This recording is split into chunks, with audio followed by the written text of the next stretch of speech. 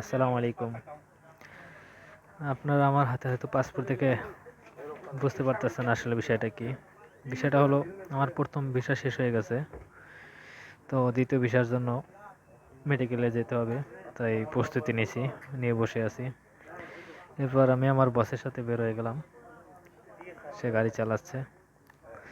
মেডিকেলের উদ্দেশ্যে বের হচ্ছি।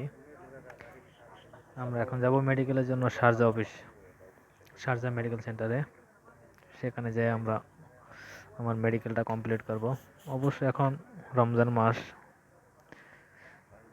যাচ্ছি। এখন যদি খোলা পাই, না পাইলে হয়তো বা ইফতারি পরে আবার যাইতে হবে।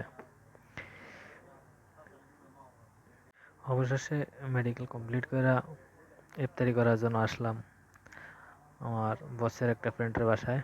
ইফতারি শেষ করে এখন চলে যাচ্ছি। আর ইফতারি শেষ করে যখনই সিঁড়ি থেকে নামতেছিলাম, এই কুকুরটাকে দেখলাম। প্রথমে দেখে একটু ভয় ভয় লাগছিল, কিন্তু তারপর দেখলাম বেশ ভালোই তো। কাছে আসলো, আর একটা আসলো সাদা। এটা আরেকটু বেশি চালাক ছিল এবং এটাকে দেখে বেশ ভয় লাগছিল।